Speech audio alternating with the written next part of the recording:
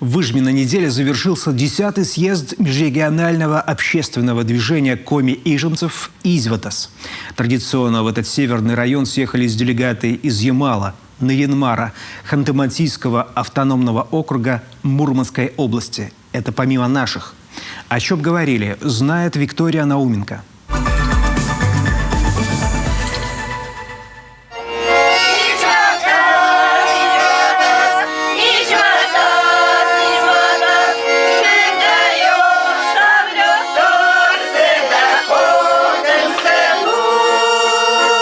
Село Сизябск Ижемского района. Живописная северная природа, сверкающая лента реки, бескрайние луга, звенящая тишина, удивительно красивый пейзаж. И никаких необычных деталей. На первый взгляд. Гости не сразу обращают внимание. Во дворах вместе с коровами и козами пасутся олени. Просто образ жизни был такой, что постоянно с оленями. И вот решили, что надо немножечко тоже, чтобы был с собой рядом. А обычно берут таких маленьких, которые без родителей остаются, и потихонечку подкармливают, потом уже как бы они выстают и обратно в стадо их отправляют. Ну, видите, он на вольном выпасе совершенно. Целое лето он кушал траву, потом это отава, которая выросла.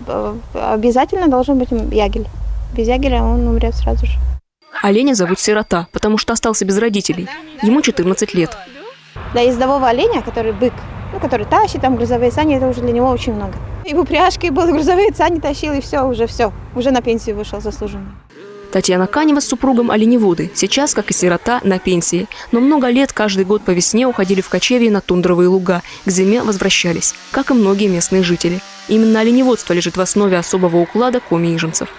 Мы проживаем на территории своего селения, никуда не выезжали, занимаемся оленеводством. Вот главный козырь. Все остальные коми и коми-язвенцы, и коми в других районах они вывозили на Удару, на Усть-Цильму, в Усть-Кулом оленей. Но на сегодня там нету ни одного оленеводческого колхоза. Благодаря нашим людям у нас есть колхоз «Ижемский оленевод». Он, АПК «Ижемский оленевод», он зарегистрирован в Нарьян-Маре. Но люди наши здесь проживают, их семьи. Развитие и поддержка отрасли северного оленеводства – одна из актуальных тем каждого съезда Изватас. Нынешний юбилейный не стал исключением. В ходе заседания отмечают, правительство региона увеличило финансирование отрасли в 2,5 раза.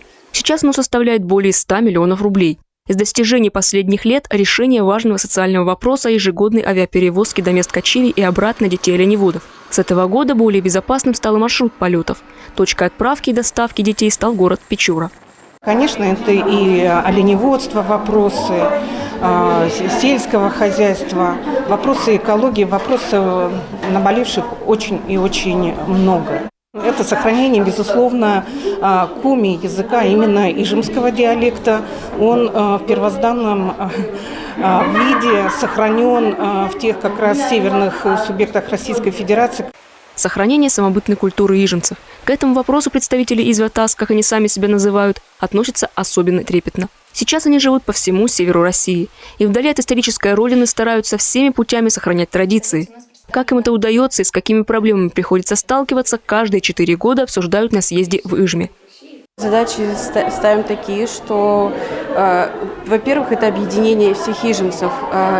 Во-вторых, это, естественно, это сохранение культуры, самобытности, сохранение языка, обучение детей ижемскому языку, именно ижемского диалекта, потому что у нас ижемский диалект немножко отличается от здешнего. Школы идут сами на контакт, у них есть такая программа, это урок «Час родного языка», и вот хотим подключиться, помогать именно литературой какой-то, учебными пособиями. Съезд Изватас проводится 1 раз в 4 года, он является отчетно-перевыборным. На нем подводятся итоги работы за предыдущие 4 года, намечаются основные направления дальнейшего взаимодействия с органами власти, с общественными организациями, с крупными социальными партнерами.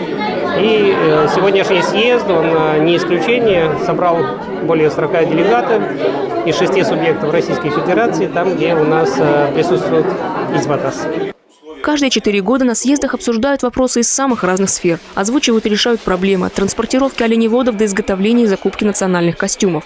Некоторые вопросы решаются оперативно, решения отдельных приходится искать годами. Но главная задача съездов – создать атмосферу единства. Раз в 4 года из разных уголков страны и республики собрать представителей уникальной многовековой культуры, которая сохраняется только благодаря преемственности поколений.